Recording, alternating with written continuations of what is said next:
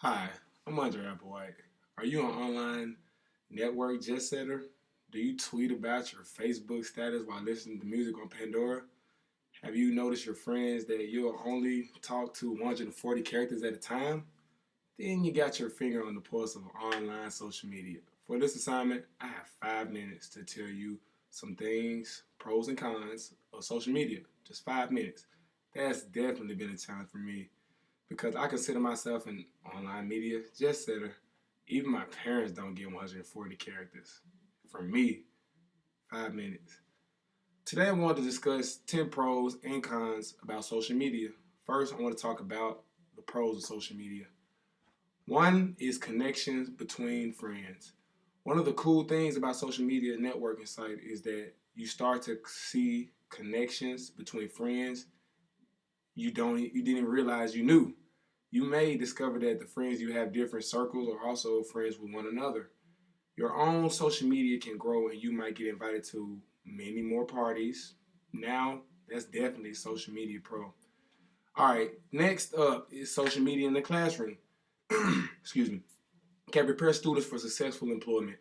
Students entering the workplace can use social media sites to network and find employment.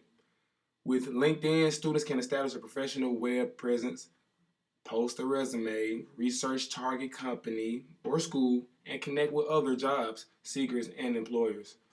College career centers and alumni associations are using Twitter to broadcast job openings and internships. Students, you should follow business or professional organizations on Facebook and Twitter just to stay updated on new opportunities and important developments in your field. I'm certainly doing that now, so I'll be prepared for successful employment in a couple of years. Next up, next pro, increased criminal prosecution because of social media. Now this is a good one. The one, the I mean, excuse me, the NYC Police Department began using Twitter back in 2011 to track criminals foolish enough to brag about their crimes online.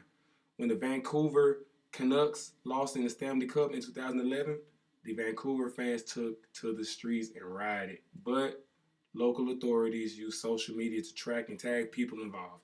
And they caught people who were stealing during the riot. Can you even imagine that?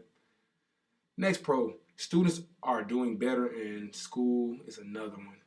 Now, this is an interesting statistic about the pros and cons of social media and its effects on students doing well in the class.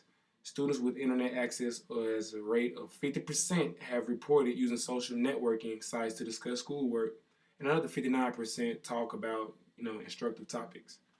Now, let's talk about the cons of social media. Social media and the news. Much of the news and information that people read about comes from social media websites. They figure on an estimate of 27.8%.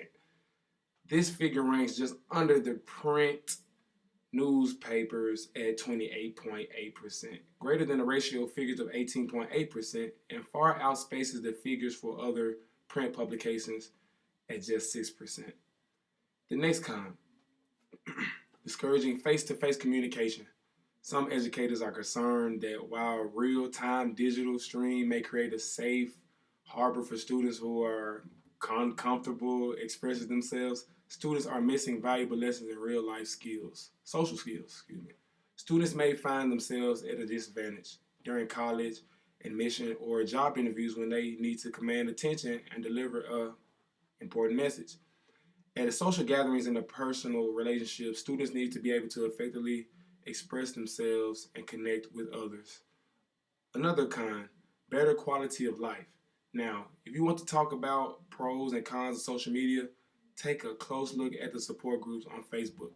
Members of these groups discuss their health conditions, they share info, resolve like relevant, you know, problems and conditions while creating strong support networks. We can certainly thank Dr. Oz, Dr. Drew, and my favorite, Dr. Phil.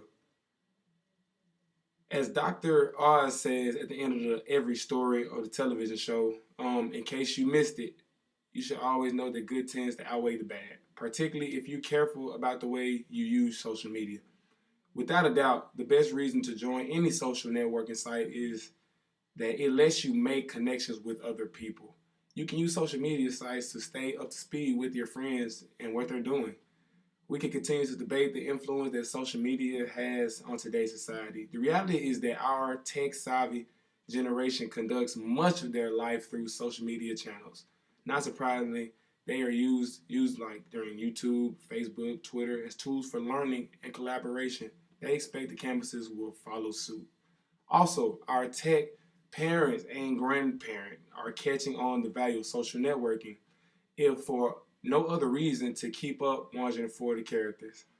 One last piece of advice. Many social media blogs or groups have turned into rumor mills, spreading misinformation that people tend to believe just because it's on the web.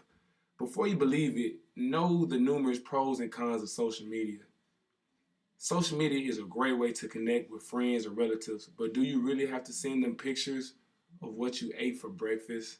Social media in the classroom can be a good thing. However, don't spend so much time on social networking that you let, your grades slip. Remember that police departments and the average person on the street has a cell phone. If you are going to do something foolish, please don't put it on, Facebook, Twitter, Instagram and brag about it. And finally, don't let your obsession with social media keep you from face-to-face communication. Face-to-face communication is lost nowadays, but you must be able to communicate with your teachers, employers, or even just your grandmother. All right, thank you.